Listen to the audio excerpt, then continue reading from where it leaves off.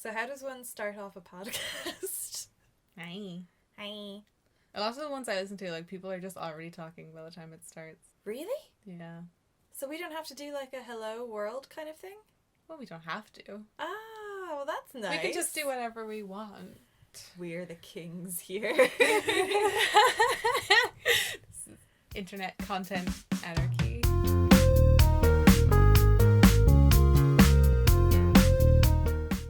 Oh, actually, you know what it would be worth going into is the fact that we're both media people. Yeah, I suppose. It wouldn't hurt to do like a little... Oh, some context about like a little... who we are and yeah. how unqualified we are to speak about the things that we are. Exactly. Yeah. We're, to be fair, we're actually probably more qualified than most people who do this kind of thing. Yeah, I suppose. Well, we're like adjacent to filmmaking, I suppose. Excuse me. I literally work in video production. And I made a film. So we're qualified. I don't work in film now, and I certainly never. I don't know anything about live action film at all. We're just like full on documenting our imposter syndrome live. Like that's what this is. Live Imposter syndrome. Live to the net.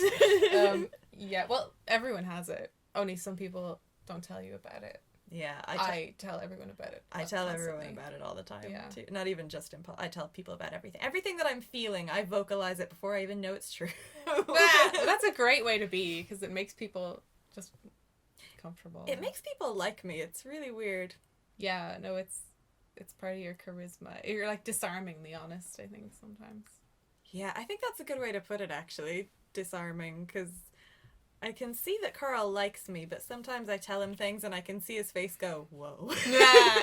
Yeah, because like it's the kind of thing where I know the effect it has on me anyway is like you'll be, you know, very honest and open and like, I don't want to say vulnerable, but whatever. And like, it impulsively makes, you know, the person you're talking to do the same thing. Oh, that's so nice. like, yeah, so it makes me, like, as a person who doesn't say anything about anything ever, like, just impulsively become vulnerable to you. So then, of course, we're automatically bonded, you know? Aw, good. I'm glad to hear that. Yeah. Maybe Well, that's how it was, like, 6 years ago. We've progressed it's since withered. then, yeah. Now it makes me feel weird.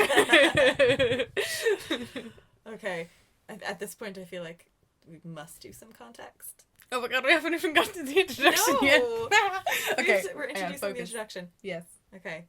Welcome one and all to this as of yet unnamed podcast with me, Saoirse, and the Kat. person, Catherine.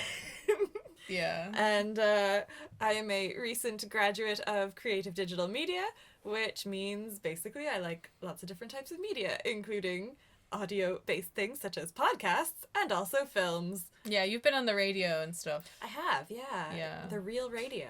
And also the pretend radio. Yeah, and also on Twitch and stuff. Yeah, the internet radio. Also on the radio, no, not the radio FM, the internet FM.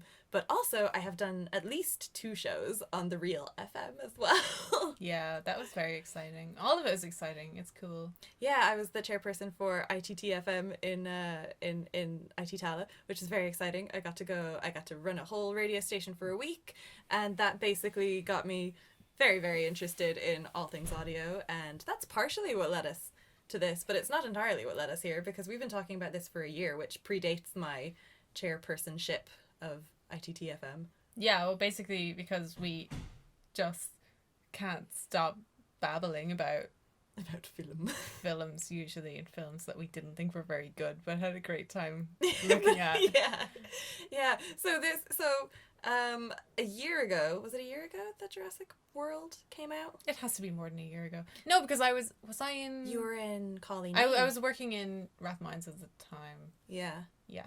Okay, approximately a while ago, Jurassic World came out, and we went to go see it, and we immediately had so many feelings about it, and as soon as we left the cinema, we were talking about it, and we were talking about it all the way home, and we had so much to say, and it was kind of unclear how we felt about the film. It was kind of like we hadn't digested it yet. It was like there were bits that we loved, and there were bits that we were so angry about, but overall... Yeah, we had a lot to say about what we didn't like about it, and things that didn't resonate with us, and things that we thought were out really stupid. But, like, we were talking about it with the kind of fervor of, like, being passionate about it, which I feel like we feel that way about a lot of things. Yeah, that is quite possible. And also, everybody on that bus probably didn't need to see the film after we had talked about it for the entire It was a way busy home. bus. We were probably being dicks.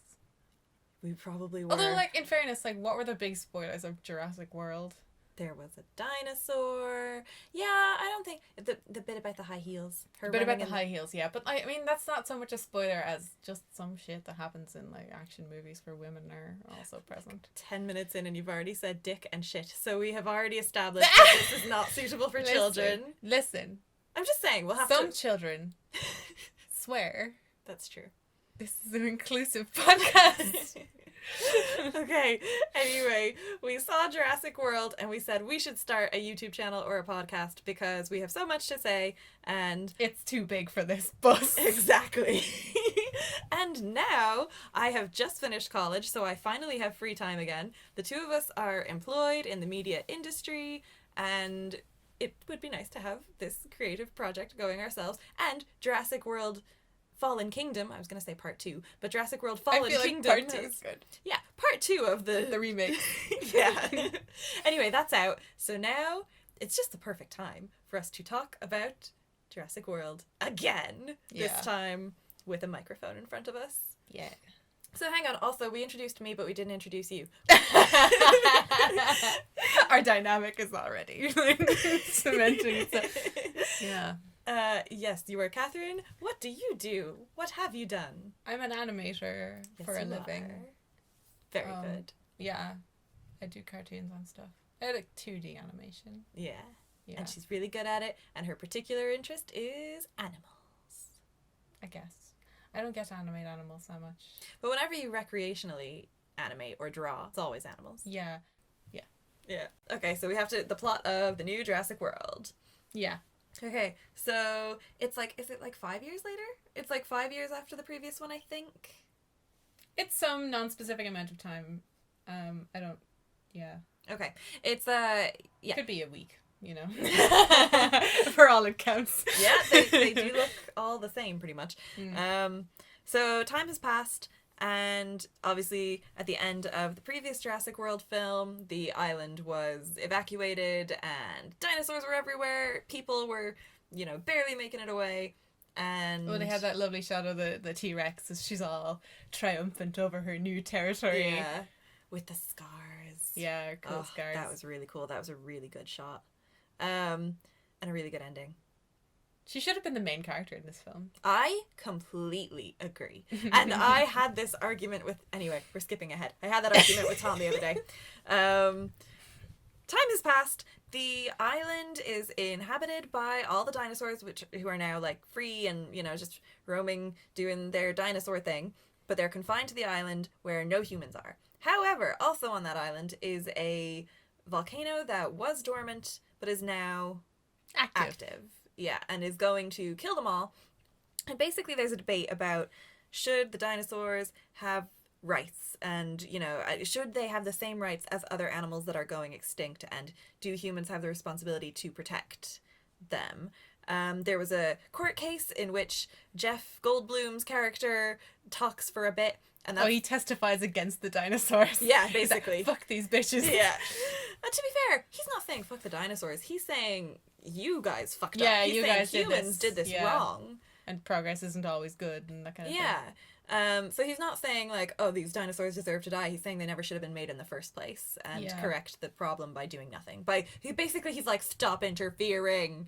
Nature did it once, let nature do it again. So Jeff Goldblum is there, despite the fact that he's the one who's been promoting the film. He's only in it for about 3 minutes. But he's, iconic. He's from iconic the first one. Yeah. The way they had a Life Finds a Way was the tagline on the Jurassic World 2 posters. Yeah. And I just desperately wish that they put in it, because you remember his delivery from Jurassic Park? He goes, life finds a way. I'm simply saying that life finds a way. But like I just want the to be there. I think that would just be good. That would be good. You are a graphic designer. You can make that poster. I mean, they already made the poster. But you can do it better.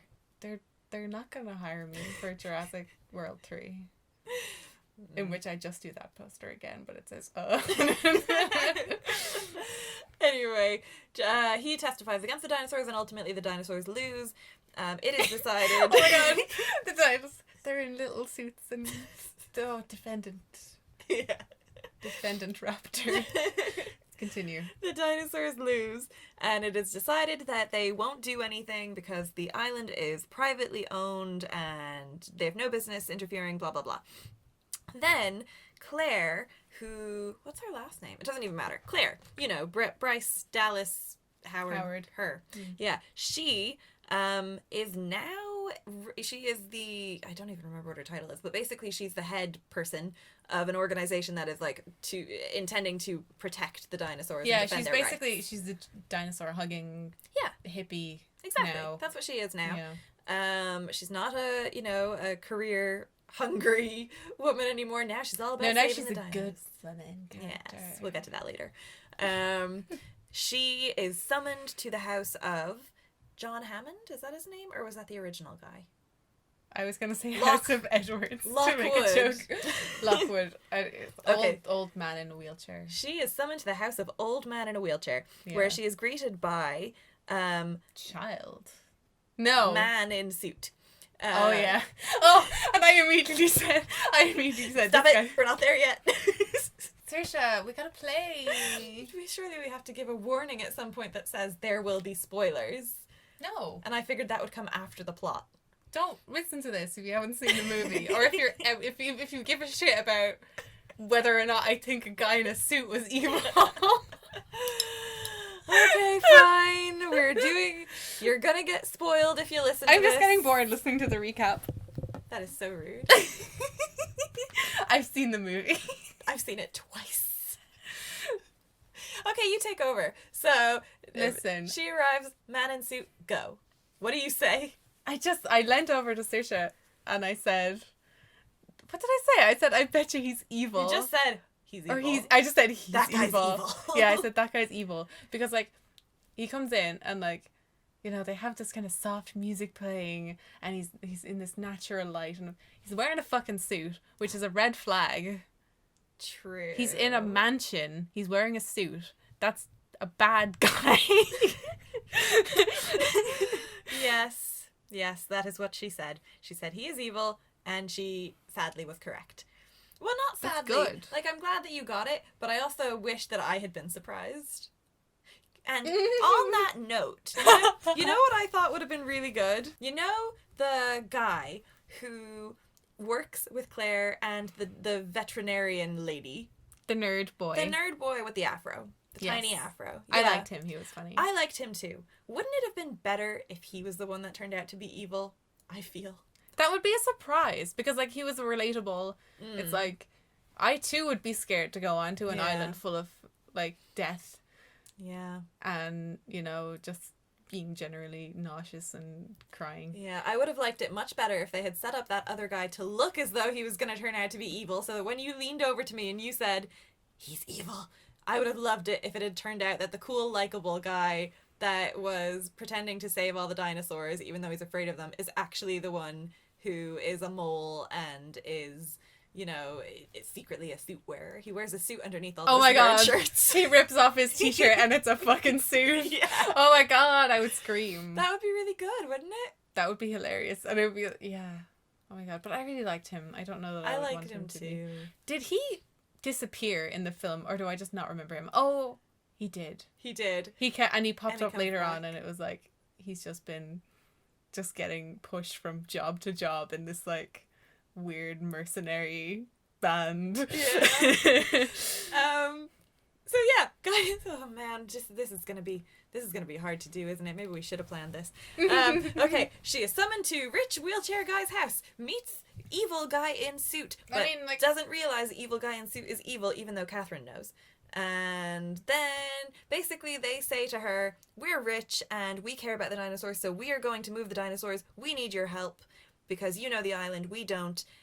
Get Chris Pratt to come along because he knows Blue and we need Blue because she's the last of her kind. He's the most boring character. Most boring? Yeah. I mean, there's not really... I wish he was not in the film. There's not really anything particular about him, is there? In fact, I mean, I can understand him in the previous one, but what really was his role this time? Like, could Claire What was not... his role even really in the last one? Well, he was opposed to Claire. You know, he was conflict. They were foils to one another. Yeah, exactly. Yes. But what were they this time? I mean, so first of all, their relationship basically starts out in the exact same place where it started out in the previous film, despite it ending in a different place in the previous film. They start off as, like, Catherine's raised her hand. Go on. I think he is there as a marketing thing for boys. Oh my god. I think boys but dinosaurs should be enough for boys. No, boys need boys. Really? I mean, if it was girls and dinosaurs, they'd be like, what's this? There's no big sweaty man in here for me to relate to. Okay, maybe that's what it is. Anyway, okay, that could be why Chris Pratt is there. But in terms of plot, is he there for any purpose? I cannot think of anything that he did. He didn't Really, do anything that Claire couldn't have done. Apart from he had the connection with Blue. I guess, but even that was not super relevant. Not really, because the one time that he was trying to connect with Blue, it didn't work. It didn't work and she got shot. And he wounded. got shot. And Everyone he got shot. And then Blue got saved by the vet. Yeah. Oh my god, I have a note about this scene. Okay. The fucking... We took notes. We're prepared. We're professional, can't you tell? Go on. We rapidly scribbled down some things that we definitely wanted to mention, like literally as Saoirse was setting up the fucking wires. Yeah, without determining how we were going to relay the plot. We're going to have to work on that next time because this is all over the map. But anyway, go on. I think relaying the plot isn't super necessary. Like, I suppose we're relaying the plot as we talk about the bits. yeah, like Okay. I feel like it's a good way to like bring up the kind of pieces we want to talk about. I don't feel like, ooh, that's a point I have to come back to. But yeah, no, there was the scene where it was after Blue got shot. Blue was like having surgery with the fucking lady, and they have to, okay, Oh, yeah. they do the dinosaur blood transfusion where like she's like, we need to get blood from a three-fingered dinosaur. yeah, a three-toed carnivore, no more than whatever many toes. And it's like, okay, you know, she needs to get blood from a theropod to give to the velociraptor. And it's like, I don't know. I've donated blood, right? Many times. She has a little award. Let's cut that out. There's blood types. I'm pretty sure dinosaurs probably have blood types as well, right? The science in this film doesn't mean anything. But like, that's not even the part that bothered me. The part that bothered me was they were doing surgery on the velociraptor and she has a bullet in her leg and they're like, we need to save her, you know, she's gonna die. And the vet finally gets the fucking bullet out of her leg and the thing tinks into the fucking kidney tray or whatever the shit. And like, she's like, she's gonna be fine. It's like, that drives me crazy in every film that it's in, because that's not how Big Shot works. I know. It's like the bullet isn't the problem. It's the hole It's the in hole. the dinosaur that's the problem. Its blood is coming out. You had to give it a blood transfusion. Like, you just have to take... It's probably bleeding more and that you're taking the blood out. Sometimes you're better off just leaving it there. Often they say leave the bullet in. Yeah, it's like... I'm always thinking about that with... like stab wounds in films as well. You know the way sometimes like a character will get impaled on something and their shot friend with an arrow. Yeah, and they'll immediately come out and like rip it out and like fucking leave it there. Yeah, it's until plugging up the you call hole. the ambulance. Yeah, like they're probably okay when it's stuck in there. You know, Yeah. as long as it's not like. Writers are Piercing not an doctors. organ. They don't understand. You know what you have though. Are you gonna say the internet? I was gonna say Google.com. So yes. Okay, that's true. We're living in an age where there is no excuse for this fucking ignorance anymore. I'm not a doctor. There's no telling what impact the removal of a bullet would have on a dinosaur. Maybe it is better for a dinosaur specifically. Oh my god. But yeah, maybe. I mean, I've never heard of, like, birds are dinosaurs. Yes. What happens when you shoot a bird?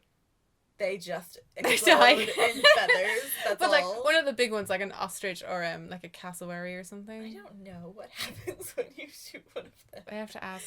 I'm pretty someone. sure. Look, I think you're right. I think Google could have told us, leave the bullet in, or even if not leave the bullet in, don't just assume she's fine when the bullet comes out. That's my biggest thing with, like, you know, the way, like, it's common for movies to make these kind of mistakes, and it's just because they're learning these things From other movies. Yeah, it's not based on anything real. It's not based on real stories or real ideas of how wounds operate, how animals operate, how people relate to one another. It's just all, it's like a fucking Chinese whispers of what reality feels like. Yeah.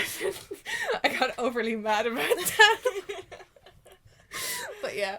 Yeah, well, that is a very good point. I have a minor segue from that. Okay, go on. I've written this in my notes as just gay scientist. Gay scientist? Gay scientist. That's very bad because... Is this person a gay? I don't remember a gay scientist. The vet... Yeah, this is the thing that I read today. Okay. So this is topical and fresh. So fresh it's good new. that I was too sick to record yesterday. Okay. Because I wouldn't have known this one particular, not particularly interesting piece of information. But the vet from the film. Wait, who's called a paleo vet? Oh yeah, she called paleo veterinarian. Yeah, a paleo vet. I have that in my notes as well. How is paleo vet a job? Yeah. When like which you is know, a good question. Yeah, like, and she's allegedly never seen a dinosaur before. She's never seen like, a dinosaur before. Her job is paleo veterinarian. Also, when she's performing the surgery, which she supposedly knows how to do, and that's supposedly what she's qualified for, it's a 4-person job. Like, she was like, I need, 2 people to put pressure on this, and I need 1 person to remove that. I need another, I need you to go get blood because I have to remain here holding the wound. Like, it was bonkers. I mean, I've never seen a surgery being performed on a large reptile before, so, like, maybe that's how it works. I'm not even questioning how it works, because I can totally understand a vein is big and needs lots of pressure and lots of hands. What I'm questioning is how can she possibly be qualified to do this when it is a 4-person job? Like, how? And she's never seen a dino. Like, how is it? This was an internet course that she did. Yeah, and she's like, oh, well, I guess I'm just going to learn how to do every part of this surgery. Yeah. Without having ever seen the actual animal that it's a part of. As you said, the science isn't really... Anyway, yes, you're right. The science is not good. Yeah, go on, your segue. Anyway, my point was, I read this today, that this was from an interview, I believe, with the actor who played the paleo veterinarian, that, like, there was a line cut that was, like, the character joking about, like, I only date girls, but, like, something to Chris Pratt's character, like, basically, like, you're hot. You're hot, but I only date girls or something. Yeah. And, like, apparently it was cut. Yeah. Interesting. And, yeah. Is it that the line got cut, or did a scene get cut? Because I cannot think of one instance where that would have been relevant. Is it, like, after he's been shot and she's about to shoot someone else for him? No, I think it was in the, like, where they first meet in the helicopter, where he sits up and he's in the helicopter and they're all, like, introducing themselves to each other. Oh, yeah. It got cut there. Oh, so like, it was literally just, like, a tiny little line. That's interesting. And it got cut out, apparently, for time. Funny, when you said gay scientist, I immediately thought of her. I don't know why. It's the vibes. It didn't occur to me before, but when you said it, I pictured her. That is interesting. So, we need to talk to the editor about this. Yeah. Put the gay back in. Like, put it back why? Bring the gay back. Bring back the gay. I think we're working with a title here somewhere. Anyway. Put the gay back in the film. Why? Like, why? I don't... Like, they literally said to keep the runtime down. Oh, okay. Yeah. But that's okay, I suppose. So it's not that they were trying to... They couldn't have got rid of that shot of Claire in her, like, John Deere hat. Which came at a really important point in fact, I would say the most important point in the movie, because that's kind of the only... It could have been so poignant. Yeah, that's the only bit of the movie. Well, okay, with the exception of another moment. I feel like that's the only bit of the movie that makes you think and question anything. That's the only bit that makes you think about, like, ethics and morals, and if you were in this situation, do you think they should have right? All this. So basically, a dinosaur dies. Like a dinosaur gets killed by the volcano. Basically, the boat is pulling away. All the humans are on it. The humans are on the boat, yeah. The dinosaurs have been captured by these mercenary military dudes. And, like, they hear, like, a dinosaur cry, and they all turn around, and you can see, like, the smoke enveloping the island, and this dinosaur is standing there, and he's looking at them forlornly as they drift away. And it's a bronchiosaur, isn't it? It's like an apatosaurus or something. Okay, yeah, okay. It's a sauropod of some kind. But, my point is it was a herbivore. But anyway, go on. Yeah, it eats leaves. Yeah, so it's more sad. Yeah, exactly. I was just like, if that had been something that had teeth that could have killed them moments ago, we wouldn't have felt this way, or they wouldn't have presented it this way. It would be like, thank God we just got away from that beast. And you could see it snapping at the boat as it pulled Yeah. away. Wow. Yeah, but anyway. So, In 3D. in 4D. In 4D. What? We should talk about the 4D as well. We later will on, talk 'cause about the 4D. that was believe me. incredible. But yeah, so that, I mean, yeah, you see it enveloped, and there's lava and there's smoke, and it's like you are watching it die, trapped on the island, knowing that the humans are getting away with these captured. I think 11. They have 11 species, I think, of dinosaur. Or maybe no, they have more. They only intended on getting 11. Was what they said to Claire. But They've actually, got a bunch of fucking lizards. they got as many as they could get. The only one that they actually cared about getting was Blue, because Blue, for some reason, has special purpose in this film. She is the plot device. Yeah. Even when you're a dinosaur. Yeah. But anyway, so yeah, Claire's looking at the dinosaur die, and she's just put on this hat. Yeah, she's like disguised herself on this ship so By that they wearing won't a get hat. yeah, wearing this really conspicuous John Deere hat, and you can see like the big logo, and it cuts from like this like very, you know, quite majestic and sad shot of this dinosaur as it's like And you're slowly meant to choking feel- on this smoke, and then it's just fucking Claire's face with the John Deere hat. It was Yeah. there's something else. Yeah. It was So this is how capitalism ruins art. Just saying. Let's not linger on that. I definitely do feel like there was more product placement in it, but I don't know it off the top of my head. I'd have to go back and watch it for a third time, which I undoubtedly will. Even though I have many issues with the film, still love it. I'm like slightly blind to product placement, I think. Are you? You were the one who noticed it and pointed it out. Because that was immediately. so egregious. That was really bad. But like most of the time I am, because I feel like real life is so loud with you know, real life product placement. Real life advertising. Yeah, advertising is everywhere and so in your face all the time. When I see it in a film, like a really unless it's like fucking everyone at the table is drinking a Diet Coke, that kind of shit. Like I don't super notice it. Like you know, just a fucking Pepsi machine. I'm like, I don't know, maybe there just fucking was a Pepsi machine there, you know? Maybe that was just literally on the set and they couldn't move it. It's too heavy.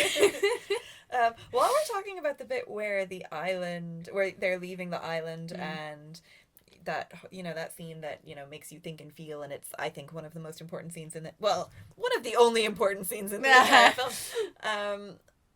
I wanted to point out that very little of this film takes place on the island, which I think is highly important for this franchise. I think the island is super important, and it's not like in the second one where, you know, Dino comes to New York, like, and most of it is on the island, and there's just a bit where it's in New York, and then that's it. This was like the first third of it. In fact, even at first, they're not even on the island. The whole setup isn't on the island. They go back to the island. There's this whole big build-up about going to the island and convincing Chris Pratt to come to the island, and, you know, getting... And I thought it was going to be like, you know how obviously with each film they try and up the stakes? Yeah. I thought that was what they were doing with the volcano. I thought not only do they have to outrun all these dinosaurs... Yeah, they gotta outrun a volcano at the same time. Yeah. But the fucking volcano, like, explodes basically as soon as they get there. Exactly. And so they leave the island with as many dinosaurs as they can carry with them. You know what was hilarious? What? There was a part where, like, you know, they're doing their whole escaping the island thing, and a fucking helicopter with a Tyrannosaurus in a cage just like swings past, and I laughed aloud, and I don't know that I was supposed to. I thought it was really funny. Just its fucking tail like limply dangling out was just gas. Yeah. Anyway, for me, the island is very important to the franchise, and Is it the same island as the first film, or what? Yeah. As in, do you mean Jurassic Park or Jurassic World? Jurassic Park. Oh, I don't know. I don't know that. It probably not. Although, no, it is, because they have a lot of the same stuff, don't they? Isn't it like, it's meant Oh to... my god, you're so right. Yeah, they have the same cars. Yeah, they have the same... old Jeeps and stuff. Yeah. Yeah, you're so right. Yeah, but... I think, is it the third film that they were on a different island? I don't remember. Who knows? I don't remember. My point is, not enough of the time was spent on the island. And I think the island is a very interesting setting, but it's basically like a third of it is on the island, a third of it is sort of in transit, you know, on a boat, and then a third of it is like... It's like you're watching your, like, tracking on a delivery. dinosaurs in Yeah, transit. exactly. That's what Jurassic World 2 is. Yeah, and then the final third of it takes place in this unjustifiably large house, in which Big Suit ridiculous Man mansion, yeah. tries to hide at least 11 species of dinosaur. Yeah, like, how did he get the dinosaurs into the mansion? There are stairs. How did they get them in? How did they, like, think of the logistics of, for example, walking a cow down some stairs. Yeah, And now imagine that, except it's like fucking 20 cows stacked on top of each other. yeah. I do not know. I have absolutely no idea. The biology, the geology, the physics of this world, nothing about it matters at all. It's all Yeah. fake. It's all fake. Yeah. This is, in fact, not a real film. It's not This real. is not It's based a on fake true film. story. What's a real film? Titanic. Like Titanic, yeah. Yeah, I mean, that's that a was... real film. I guess, but like the main plot of Titanic Catherine, we can't do didn't this. happen. We cannot do this. Jurassic World. The house. The island. Basically, my point is, not good enough. Wanted more island, is what The I island would want have to say. been rad, yeah. But you know what? We, as you said, we saw this film in 4DX. Oh, 4DX, I apologize. TM. What does the X mean? I don't know. Okay. Experience. Probably, yeah. Yeah, but I was kind of glad when we finally got off the island because there were these like two air jets next to each of our ears, and like that was supposed to, it would like shoot air past you when something was like shooting past you really fast on screen. So like and, when you're running away from lava and that kind of thing. well, like, it was like when bits of debris, bits of pyroclastic material were like striking the ground, you know, past characters and things, like it would go psh, and it was just like someone fucking blowing in your ear, like, hey, what's up? And it was really distracting. So I was kind of like, oh, thank God. I actually didn't care about that at all. I cared about the interaction with the chair and my back. I didn't care for being beaten up by a chair. That didn't really appeal to me. Yeah, like there were these weird motors in the chair that like rubbed up against your back. And I kind of liked it because I have kind of a crunchy back from working at a desk all the time. But you know what was weird? There was a bit in the film where like human characters are fighting one another, like Chris Pratt, and at one point Chris Pratt, like he kind of knees someone in the back, in the spine, like whatever happens, and the chair like punched me in the back, and I was like, why am I the bad guy? Why is this the person I'm empathizing with in this scene? It was just. And they also rude. had those little air jets at your feet as well, so that whenever a dinosaur tail like whipped a person over, it felt like you were the person, and your feet had been whipped out from underneath you. Yeah, and like dust and stones being kicked up and things would like, it gave that impression of it hitting the back of your legs and stuff. And we were getting, you know, sprayed in the face with water. There were smells, which I couldn't smell because I can't smell, but Catherine does have There that was a superpower. singular smell. Oh, okay. And it was car air freshener pine scent. That's such a weird one to choose. It was just like whenever they had like an outside establishing shot Oh, right, of like okay. some countryside, it would be like We're outside now. Mm. I would have loved if I could smell like, for the water scenes, you know how there's like a very, you can smell, I feel like you could, when there's a large body of water, there's a water smell. Yeah, definitely. Even off like the turtle tank and stuff, like there's a She has a definite water turtle. smell. Yeah, and I keep the water very clean, so it just smells like water. Yeah, I would have preferred that smell. I would have preferred, not that I, you know, would have mattered to me anyway, but I think that would have been a better one to go with. I think that's probably hard to synthesize. It's probably hard to like get a spray that smells like fresh water. Could be, yeah. How did you feel the 4D affected your reading of the film? I felt like seeing it in 4D made me more charitable to the film, because I feel like it was really suited to the kind of film that this was, a kind of like bombastic, kind of trashy film. So like, you know, and an important thing, in the last Jurassic World, one of my biggest criticisms of it was that I didn't feel like the dinosaurs were really there. Oh yeah. That And was like, a direction issue more than anything else. It was a direction problem, yeah, definitely. And you know, it's, you know, some directors kind of find it hard to integrate, you know, VFX with real actors and stuff. Yeah, and that was definitely a that's fair. problem in that film. But like, I feel like this one, I probably would have had the exact same problem But in the 4D, like your chair would kind of shake and rattle like as a dinosaur fucking walked past you, as it went boom on the screen, like it rattled you with it, and it, you know, it makes you feel like a dinosaur is walking past you. Yeah. So like that, I felt like that really helps the movie. Yeah. It was like, here's your problem, allow me to fix it with a chair that Yeah. fucking rattles you. It shouldn't need that. Yeah. The first Jurassic Park did not need that. Yeah, it probably didn't need it this time, but it might have helped the first. Because I think the direction was better this time in terms of interacting with the animals. I think that's definitely true, because I'm thinking of the scene with the T-Rex in the cage. Was that the T-Rex? The T-Rex. Yeah. Oh, are you when they're talking getting about... the blood out of her? Oh, yes, yeah. Yeah, and you really felt that they were in a small space with a huge big animal that was pushing against them, and it made me think of like, you hear stories of like vets and things getting crushed by cows. Yeah. Up against fences, and I was like, this is exactly how it would be, like being trapped in a small space with a big animal. Like. To be fair though, that wasn't special effects. Surely that was animatronics. I think that was animatronics. Yeah, I think it was a mix. Yeah. Okay. I suppose when he's like snapping his jaw and that kind of thing, that was probably there were definitely parts that weren't animatronics, Yeah. or at least I couldn't. If they were animatronics, I couldn't tell. Yeah. And they had they had the flies and stuff coming off her. Yeah. I feel like that was really good in terms of just feeling like there was an actual animal there in front of them, and you could almost smell this kind of like gross. Yeah. It was good. You know what? You mentioned the fly, and that reminded me of the scene where Chris Pratt is like, it's after he's been shot, and he's lying on the ground, and everybody else just left, and they apparently left his body Oh my there. god, yeah, they just fucked off and left him to die in the jungle. And then another dinosaur comes over and licks his face, and I don't know if I think it's a herbivore, but it's still enormous and could still easily kill him. Yeah, it was some kind of... He was a herbivore for sure. And anyway, it comes over, licks it, and then there's a fly on his face after, like, there's clearly a fly, like, stuck to his tongue or whatever. Gross, yeah. And Chris Pratt is paralyzed. At first I thought by fear, but then I realized, oh no, they show a shot of his fingers kind of wiggling, and you realize, oh, the paralysis dart hasn't worn off yet. And he is still unable to move. The dinosaur moves on, and you're like, oh, phew, okay, cool. And then I just thought this was so funny that, like, this was such a, like, he's going to die. But it was like the lava was just creeping towards him. It was like, the slowest chase scene in the world. That was funny. It was so funny, and you see him just trying to move, like, each individual body part. And he's flopping. His physical acting there, like, the just the weird flopping motions he was making were really good. I have to say, though, the editing, this is the first point that I noticed, that the editing in this film is not great. Oh, yeah? Yeah, because...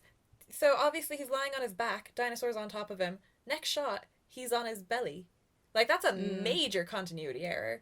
Especially when the whole point is he can't move. His whole motion, like, oh, yeah, that's a bad one. Maybe they intended to do a thing where the dinosaur, like, nudges him over or something. But then they had to cut it for time, or I don't know what. But anyway, he ends up on his belly, and that's how he sees the lava. He's now facing the lava, and he's like, oh my god. And so he's trying to move. So that happens. And then also, during the blood transfusion scene, half the time Blue is wearing a muzzle, and half the time she's not. Whoa, really? Yeah. Hot damn. Yeah, so that was an interesting... I mean, it doesn't really matter, but I just noticed that there were some continuity errors that I would have classed as pretty major. It's weird for the thing with Blue and the muzzle, because, like, she's not an actor. You know? Yeah. She didn't have to get dressed for shooting. Yeah. I know, it's How did weird. that happen? I don't know. I would imagine it was in the script that, like... I would imagine it starts off in the script. I don't know. But I'm picturing that it starts off where, you know, it's just described that she's wearing a muzzle, and they shoot it as though she is. And then it is also written into the script, oh, there's a point where she snaps at whoever. And that has to happen for dramatic... They just don't...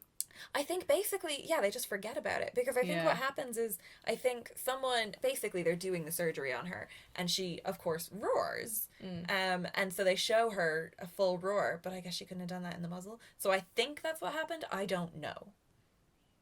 That would be so weird, because that would definitely have to be on purpose, because I'm just thinking of, like, you know, it's an animated dinosaur, right? Like, they have the fucking model of the muzzle on her. Yeah. Like, they would have to be like, just don't include that for this one shot where we needed to roar. Unless there was more to it and you actually see the muzzle coming on and off, but then they cut those bits. I do not know. I don't know what happened. Maybe, yeah. I think That's something that the previous film suffered from a bit as well. I think it's just that you could obviously see that parts of the film were just not there. Like you could yes, you're so right. It's yeah. like that doesn't work. Yeah, you could feel like they're from A to B. They're trying to make me feel like such and such is true, but they haven't given me enough reason to.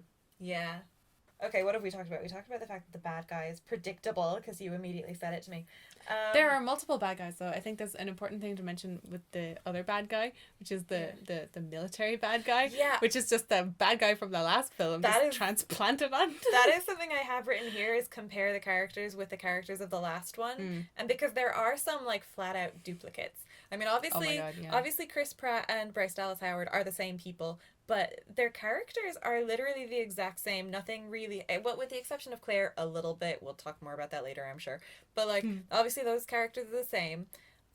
They, of course, have the token child, who I have to say, this child is better than any of the previous children I've seen. The children in the last film were the two boys. Yeah. One of them being the teen boy and one of them being the child boy. Yeah. And, like, they were very uncompelling as protagonists. Yeah, one of the kind of things that but basically when we came out of the first one, Jurassic World, we summarized it by saying, too many people, not enough dinosaurs. You don't care about any of the people. None of the people are worth caring about, including, unfortunately, the two kids. Just let them get eaten. Well, just don't write them into the damn script. Yeah, you know what? Put two more dinosaurs in. Two child dinosaurs. Yeah. Meet us halfway. So, child dinosaurs. So that was what we thought about the first one. I do think this time the story was enhanced by the child character, which is good. But yes, you're right. Bad guy. There was basically another military guy who is just a reincarnation of the military guy from the previous one. And he wants the exact same thing. He dies in the exact same way. I think that's kind of what I'm getting at with this note, is that they're, like, saying that there's duplicate characters. There's also duplicate circumstances that are just repeated. There's a very important duplicate character in this film, which is the Indoraptor. Oh, of course, yeah. And the Indoraptor, I was confused immediately when this character was first introduced, because I was like, okay. So I thought they were going to explain more about it, because they said, like, it's, you know, we've included raptor DNA to the Indominus Rex's DNA. I was like, this was like a major plot point in Jurassic World, that they discovered that they put raptor DNA in the Indominus's DNA, and that's what made it so dangerous, because it was so smart. And I'm like, that was actually a really cool moment in that film. It was cool, really good. No, it was good. It was clever. That thing's part raptor. That thing's part raptor. It was a cool reveal. I was just thinking, of course, about real life velociraptors being little turkey weirdos the whole time, but, you know, I understood it. But in this one, and they don't really even elaborate on it, I don't think. And I guess, like, is there just more raptor DNA than there was? And surely that makes it less dangerous then. Yeah, because before it was kind of like, this thing is part T-Rex, part raptor, part frog. Part frog, yeah. But I think, frog DNA was a big thing in the original film. That's true. And there was also some fish as well. There was some fish DNA in there. Oh, was this the camouflaging thing? It could have been that, yeah. Yeah, it's a whole mess. Yeah, anyway, basically it was like, here's two scary dinosaurs and also some other animals. And that makes up the Indominus Rex. So yeah, this one just kind of seems like, it's interesting. You would think that it would be more dangerous to include T-Rex DNA just because of size and strength and that kind of thing. Bigness, but I suppose the scary thing really about the raptors that they're trying to build into this is that they're intelligent. And that's the thing. But the thing is that Indominus Rex was intelligent. Like, there was nothing to say that, like, it failed because it wasn't intelligent enough. Oh, yeah. No, like, it failed because it got fucking eaten by a mosasaur. Yep. I mean, brains won't help you there. Yeah, what about the Indoraptor means it won't get eaten by a mosasaur? What's interesting about the Indoraptor and the whole intelligence thing, you would think more raptor DNA would equal more intelligence in this simplistic science of this film. Yeah. However, the Indoraptor is kind of not portrayed as that intelligent at all. It's portrayed as literally a weapon. It's like, this creature is trained to, you set a target and then you press this button and then it attacks. Like, it is literally like, it's more like a machine than a living being. Yeah, it's basically like it understands laser targeting. Yeah. Like, that's its whole selling point as a military weapon. And even like the later scene where it's like loose in the mansion type of thing, like that whole sequence is filmed like a lot like kind of a werewolf film or something. It is, like, yeah, you're yeah. so right. Where like it's this, you know, unstoppable, you know, double human size beast is stalking through the scary thing, and it like has this whole thing where it's like perched by the full moon on the roof in the rain and Yeah. all this stuff, and like I was kind of like this whole doesn't really, I know what they were doing and it's cool, but like why does it being more of a velociraptor than the Indominus Rex will mean anything or tie into this whole Honestly, thing at all? like really the way to look at it seems like the only reason they put in the whole raptor element of the Indoraptor is because they wanted Blue to be important. Because they had to make a big thing about getting Blue off the island. Now, when Suitman was still pretending to be good and he was trying to convince Claire, he said, we need Blue because she's potentially the second most intelligent life form, you know, on this earth, and she is the last one. So we need her DNA because we want to preserve it. We want to, you know, we want to be able to make more.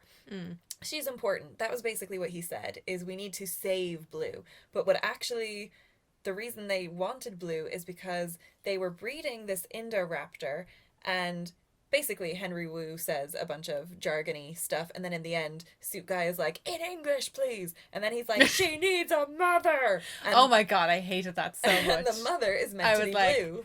This fucking guy strikes again. Yeah, so basically they just wanted Blue to be important to the plot. By any means necessary. By any means necessary. They want Blue to be... So this whole Indoraptor, like, this is just a prototype. This is something that they've cooked up for an auction where they're going to auction off all of the dinosaurs to basically all the world's bad people. And by the guys way... who speak Russian and Russian things like guy that. is the guy who is like... They're like, here's the intermission. This is the Indoraptor, not for sale, just a prototype. We're just showing you. And then Russian guy's like 20 million, and they're like, and they start off an auction, and ultimately it gets sold to the Russian guy. Just a little hint of propaganda in there. Just a little, The Cold War never ended. yeah, Sasha. just a little touch of it there. Those fucking Russian people. My God, why do people play those roles? Why don't they go look at your script? Damn it! That's the weird thing about. Oh my god, I wonder what nationality that guy was. I do wonder, because there's no way. Anyway, we shouldn't get into this.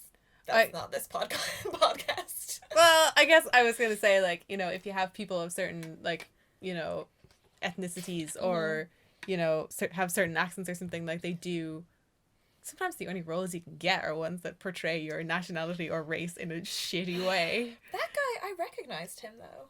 Not enough to know his name, but or whether or not he was actually Russian. But, anyway, yeah, I just thought that was worth mentioning. Yeah. What did you think of the design of the Indoraptor? In fact, like just literally how it looked, because I felt like it was totally underwhelming compared to Indominus Rex and compared to the T-Rex. I think it was pretty kind of generic dinosaur looking, to be Yeah. honest. I think if it had a cool color or something, like I think if Red. it black, you know, Black. Isn't kind of black very just... sleek. But like you can do a lot of things with black. Like I'm thinking of like even like different kinds of snakes that are black. Like they can just the way like light reflects off the scales and things. They Yeah. could have played with something really cool there. I guess so. And it would have played on the whole, like, you know, the whole scene where it's scary is it's nighttime and it's stalking through a mansion kind of thing. Like, I feel like they could have done Yeah. something cool there. Yeah, I guess so. It's kind of, I suppose you could look at it one of two ways. I mean, I think the T-Rex is scary because it's a big chunk of scary meat that can kill you. It's huge. It's muscle. That's what scares me about it. Its face is enormous. The face of the Indoraptor wasn't that big. It was about the length of the arm that it chewed off. And its body was rather sleek. I think they were kind of going for the same thing that, like, you know, in Monsters Inc., Randall is scary because of the way he moves, and he's so... Oh, he kind of skitters around. Yeah, he slunks, and he's kind of, you know, he's like mobile, and that's kind of frightening about him. Because I suppose that's the one thing the T-Rex has going against it is sort of... It doesn't have stealth. It doesn't have stealth, it doesn't have really... Maneuverability. But I was going to say mobility, but you're right, maneuverability. It doesn't have any of that, which the Indoraptor does have. However, I think just to look at it, it is certainly not the scariest of the dinosaurs that I've seen. I didn't think it was that scary. I don't remember really that much about what it looked like, except for certain shots of it I'm thinking in particular of the shot where the little girl is in bed and you just see its big creepy arm coming along and the big The less long of it curved you see, claws. the scarier it is. Yeah. Oh, and that shot as well. It's the arm. The arm. It's the scary arm. They designed the arm and animated the arm beautifully. Yeah. There's that one shot where like its arm comes out of the cage and it, like its claws just tip off the girl's hair and that was gorgeous. Yeah. And that was really chilling. Yeah. But like I don't know what the rest of the fucking dinosaur looked like. Yeah. Looked like a velociraptor Generic. from Jurassic Park. Not that scary Yeah. dinosaur. So speaking of Maisie. Maisie being the child. Maisie is the little girl. Yeah. She is, I think, my favorite, because there's always, or at least almost always, I think there's always at least one token child character in each of these films. The possible exception being the second one, maybe? I don't remember a child in the second one, but Yeah. I don't know But if that's just me generally- being forgetful. Yeah, generally there is a child, at least one in Yeah, there were these, 2 in the first one. and there was one in the third one. Yeah. And there were 2 in Jurassic World Part 1, which I'm now calling it. Anyway, my point is, I think Maisie is my favorite of all of those characters, those children characters, with the possible exception of the kids from the first one. I would need to revisit it. But honestly, the fact, I mean, well, I suppose Maisie would stick out in my memory because I've seen it twice and I've seen it recently. But I think, I don't know, obviously there's some very interesting elements of Maisie. First of all, She's a clone. she's a clone. The thing I was going to say first is just the kid was amazing. Like at acting, her she's good. acting was magnificent. She had to go through some really hard stuff, that character. Yeah, and I feel like kids who have to do like kind of emotionally taxing scenes like often just completely take you out of it because it's like this kid doesn't feel that. Yeah, This exactly. kid's like, no, I'm in peril. Ah. Yeah, but this girl, oh my god, she was so good. And yes, she does discover, in fact, well, we all discover together that she is in fact a clone because Through this magic of cinema, we all discover it together. well, did we discover it together? Funny enough, the first time we watched it, I feel like you and I and the entire audience discovered at the same time that she is a clone, and you know her mother died in a car accident. She's basically the grandchild of the old man in the wheelchair, who is supposedly, well, he was trying to finance the rescue. He also thought it was a rescue operation. Turns out he just owns the house that is now a prison for these dinosaurs.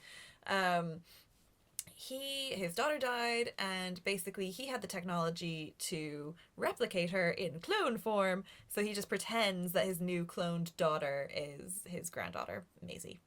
I thought the first time we watched it that we all learned it together, but upon my second rewatching of it, I kind of thought, oh, this is a bit where they basically just say she's a clone.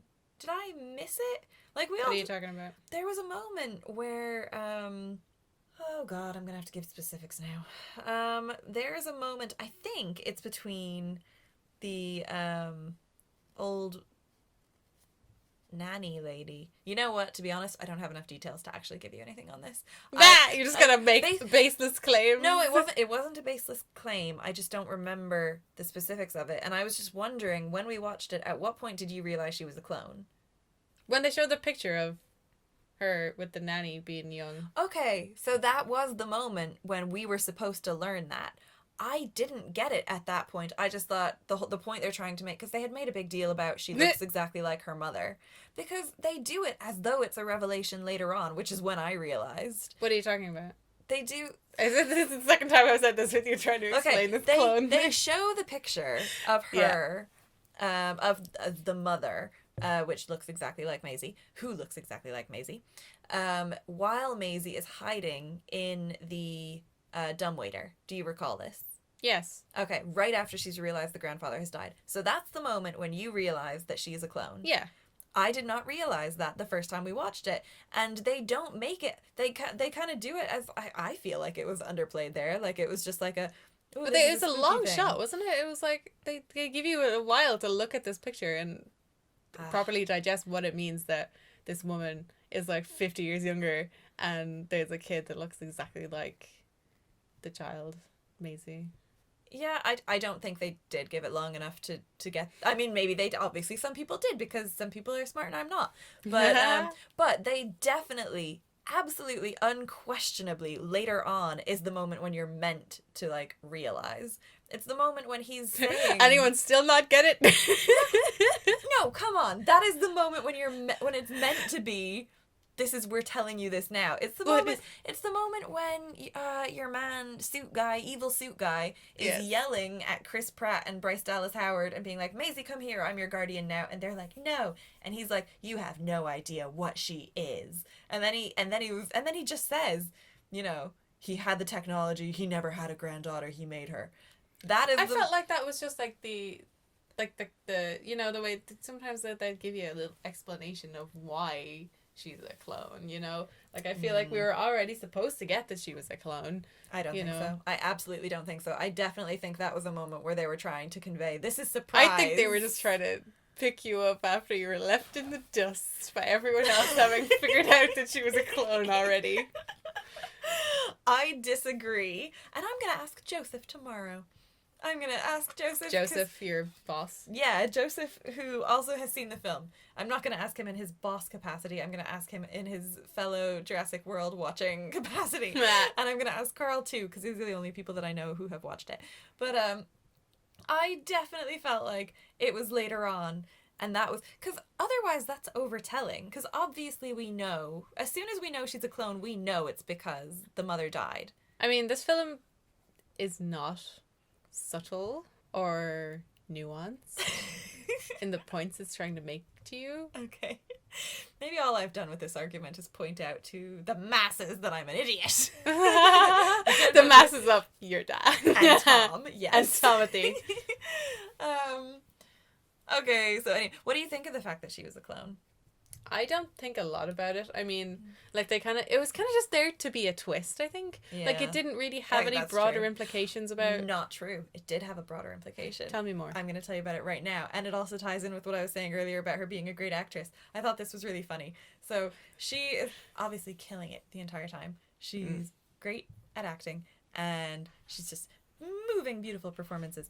Then we find out she's a clone at some point or another. It's unclear when you learn that. And then at the end, so it's after the big fight with the Indoraptor. The Indoraptor is dead. Dinosaurs are basically, remember there's that toxic fume that's filling the room and they're all going to die. Oh yeah, they have this long drawn out thing of dinosaurs going wah. Yeah, and Claire enters all these code things so that they get released from their cages. However, they're still trapped in the basement level, which is filling up with this toxic chemical that is going to kill them. And Claire is basically trying to decide, do I open the gates and let them all go free so that they will live?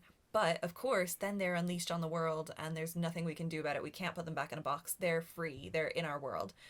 And she decides, no, I'm not going to do that. And then they're basically, you know, she's canoodling with Chris Pratt while she cries, watching them, going, oh no, they're going to die. And then all of a sudden the gate opens. And then you look back and Maisie has pressed the button. Maisie looks over at them. And this is like my favorite bit of the whole film. She's like, they are alive. Like me. Suddenly, as soon as she found out she's a clone, she's acting like a robot. They are real. I am also real. And yeah, and I thought that was a really cool moment, but it was just so weird that all of a sudden she's speaking as though she is not a human anymore. And that's the first time she speaks after learning that she's a clone. Really? Wow. Yeah. That's weird. Yeah, I thought it was, because I mean, it's quite, because she didn't learn it when she saw the picture. I'm just pointing that out. She didn't realize she was a clone looking at that picture. Well, she like, only children learned. are dumb. Well, and so is your life partner, apparently. Goat sound. Yeah. So anyway, I thought that was another... So earlier on I referenced that I thought there were two important parts in the film. And I think the first important part is when you see the island, you know, in the distance and the dinosaur dying and you're meant to feel. And then I also think that was an important moment, deciding, do we let them go or not? And those are my two highlights from the film, I have to say. There was some cool stuff in between, but I think those were the only sort of like impactful moments that made me think and feel. In terms of the ethics of that, like, what do you think? That's such a good question, Catherine. Thank you so much for asking. I have no idea. Let me think. I've thought about this thoroughly. I know we've Okay. already talked about this. Okay, well, separately. before you sway me with your answer, give me about 10 seconds to put myself in Maisie. No, not Maisie's shoes, because I'm not a clone, as far as I know. Think of yourself, you know, just you. Yeah, me in that room. Yeah, you're alone with a big button that could let some dinosaurs loose into the world. Some might eat people. Some might just fucking starve to death. by Honestly, themselves. I don't. But it's just a gut reaction. But I think the answer is definitely no. I would not release them because I could not live with the death that would come after that. But then there's the question of why am I valuing human life above these? You know, it's a circle of life. Why am I valuing human life above these carnivorous? Ooh. So partially not partially, but like some of them are carnivorous. Go on, yeah. I have a counterpoint. Okay. Because, like, it wouldn't be the natural... I hate the word natural. But it wouldn't be, like, the, you know, everyday occurrence of a predator, you know, killing a human as, you know, like a tiger or a lion might if it was hungry or something. Like, these are, like, man-made things made by billionaires who want to make money. Mm-hmm. The recklessness of human actions causing those products, essentially, to harm innocent people. So this is just billionaire humans hurting random bystanders. Okay, see, I feel like this is somehow different to the ethical question that is posed in the start. At first, At first, I totally agree with Jeff Goldblum. Humans have done wrong in bringing these creatures to life. They should have... Basically, they constructed life for the purposes of consumerism, capitalism, money. That is what, you know, that is the driving force behind all of this. They should have been left alone, shouldn't have been brought back to life. Yes, let nature sort it out. And here's the thing, like, it's not even of any scientific value to keep them because they aren't, as scientist man said, they're not even like, they're not even really dinosaurs. They're just like random monsters created out of dinosaur DNA. Tea and chats. Yeah, you're right, there's no scientific value. However, that does feel different because the toxic waste, or not toxic waste, the hazardous, I think there literally was a canister labeled like toxic waste. It was like, they might as well have called it plot device. I think they said what kind of gas it was on it, but I think there was just like a big skull and crossbones ass fucking sign there on was it. Definitely one that was labeled flammable gas. You're so right, yeah. Yeah. Anyway, could have been just oxygen. But that wasn't a natural thing. That was a human thing. And it was the humans that brought them there. Like, the humans literally... It's not like when they were roaming free on an island as though it was their natural state. It's not when they were just living their lives there. That's kind of different to... They have been taken into this dungeon in a billionaire businessman's house. And a human has fucked up. And there's gas leaking and it's going to kill them. And another human has the choice to... It's different to leaving them on an island. So I think, honestly, the answer is I let them die, but it really upsets me. What is your answer? I think that would be mine as well, because I feel like I compare this directly to mink farms. So, like, basically, people sometimes release minks from mink farms because, you know, they don't want them to be farmed for fur or whatever, you know. Yes, you've said this Yeah, before. fair point, like, you know, that's a bad thing to do. But, should I be making that value judgment? Doesn't matter. Basically, like, these farmed minks are not prepared for the wild, they're not prepared for this environment they go into. Basically, they go out there, they kill local animals, and then just fucking die horribly themselves because they're not prepared to live in this world. So, like, I feel like the same thing would just happen. Yeah, that could be true. That could easily be true. And it's also, I mean, once they're set free, it's not like they're going to all stay together and reproduce. Like, the world is a big place. They're all going to go off different directions. They're just going to live out whatever life they can, and then probably they're all going to die. It's not like they're going to take over. Do we even know, can they breed naturally? Well, they obviously can. In the first Jurassic Park, they were all female, but they could change sex. So I presume... Would it be the same thing? Would they have ironed out that bug? You would imagine so, but there's a lot you would think that they would have changed after the first film. Yeah. You would think that the first film would just be a standalone. We just didn't do it again because we're not dumb. And that is Jeff Goldblum's point. Yeah, he's like, please God, no more dinosaurs. Yeah. I was having this conversation with Tom yesterday over text. Tom being our mutual friend. And I was basically saying, he was saying Jurassic World, the first one, is garbage. Like, he was really letting me have it about all the reasons why it's terrible. And I agreed with a lot of them, but I was like, but it's still so good. And he was like, why? And I was like, if you think about it as though the dinosaurs are not the antagonists and it is the humans that are the bad guys, it is a really good film. Like, if you think about it from the standpoint of, like, the dinosaurs aren't doing anything wrong. So do you think Indominus is a good guy or what? I don't think Indominus is any kind of...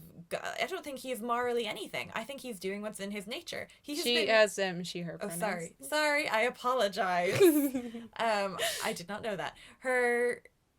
Goodness, what even was I saying? I was very passionate about whatever point I was trying to make. Oh yeah, I don't think Indominus Rex is, or Indoraptor or Indominus Rex, I don't think any of the dinosaurs are bad. The dinosaurs are doing what it is their nature to do, much as is referenced in your thesis, which was about the representation of carnivorous animals. It is literally just their nature. It's the humans that made them to do this. They made them in spite of the fact that this is their nature. They thought they could control the nature of these beasts, but they can't, because basically, if you think about it from the point of view that humans are taking it upon themselves to play God, humans are the bad guys.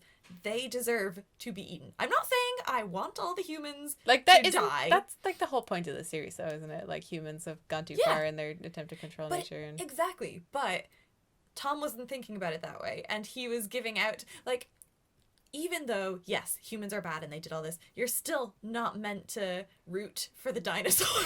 And he said it's a writing flaw that I feel that way. But if you look at the first one as the dinosaurs are victims, and I think they really, they play on that this time, what with the rights and everything. I feel like if you look at it in that way, yeah, I don't feel bad about anything that happened in any of these films. Yeah, I feel like that is a failure of the film, but it doesn't mean that it's not enjoyable as a piece of art, even in its failure, you know? Like, it can be shitty and not make the points it was trying to, but still entertain you for completely different reasons. Yeah. Which and it did. is why we enjoy talking about it so much. Oh my God, because, like, we extrapolate so much from it that I don't know if the people who made it cared. Yeah. Hard to tell. It's hard to know. Hard to tell what they were thinking. Exactly. It's hard to know what they wanted to do with it. But, man, got a lot from it. Yeah. Did we come to any kind of conclusion about anything? Oh, gosh. I didn't know there was a question. Okay. I want to conclude by going better or worse than Jurassic World, the first one. Better. Worse. Oh, God. I feel like whole debate. Oh no! Why can't we just say anything and leave? I think it would be better if Jurassic World did not exist. No, it was better. It was better. Full stop. Why was it better? Because I know there's a lot of issues with Jurassic World, though. I feel like Jurassic World, there were several red flags for me straight off the bat, because I remember there wasn't any dinosaurs for a long time, and I remember the thing that it was a red flag relatively early in the film. The first time the big iconic Jurassic Park theme plays, they just and it's on a fucking, the kid opens up the balcony in his hotel room and it's showing you this fucking dumbass pyramid thing of the fucking theme park. I do agree that was that's lame. Misuse of beautiful music. I agree. And I think, well, it's just because that the shot that was used for in the original film, it was on a majestic dinosaur striding across the plains, and then in Jurassic World, I think the next time you see, the first time I think you see, I don't know if it's the first time, but one of the first times you see dinosaurs, it's like this quick panning shot past this like fucking petting zoo with like these little baby dinosaurs in it, and it's like the camera doesn't stop to look at it, but which I guess is that the point? That's the whole point of Indominus Rex is dinos are old hat now. But I feel like the visual language of that, it's telling us this is how people of this time feel about dinosaurs. They're just like background setting to their cool place where they can fucking eat hot dogs or whatever. that's not how we feel about it. We're there because we want to see the spectacle of dinosaurs. If they're not letting us enjoy the spectacle of dinosaurs, they have misunderstood their own product. Yeah, or they've just made a choice. Do they care more about setting up, this isn't the real, this isn't what you're here for. You're here for the Indominus Rex. It could have just been a choice. I agree with you. We walked out of it and we said, less humans, more dinosaurs. That was our theme song for the next, year. And I feel like this film did less humans, more dinosaurs. Because think of the opening sequence of Jurassic World 2. Yeah. We have this whole very atmospheric submarine thing with the mosasaur coming overhead, and then there's the T-Rex eating that was awesome. All those shots with the Tyrannosaurus biting at the guy on the ladder, that was really cool. Really just action-packed dinosaur madness. Yeah. And that was how they opened the film. They're like, dinosaurs are cool and dangerous, and here's all of them doing cool stuff. Yeah. And that's what I came for. That's what I wanted. The film gave it to me up front. Yeah. And it, maybe it didn't do it throughout, but, Okay. I feel like it had its ethos straighter than Jurassic World did. Okay. That is fair. Here's why I think it's worse. Tell me more. I'm going to say it quickly because I don't think there's a whole lot to say on this. I feel like this film is just all of the good bits from the first film and then a bit more. But it's not given me anything new. It's not given me anything that is the only thing that it gave me that was a little bit new and a little bit interesting to me was Maisie and the whole element of, oh, now humans are being cloned with this as well. Does that change the ethics of it at all?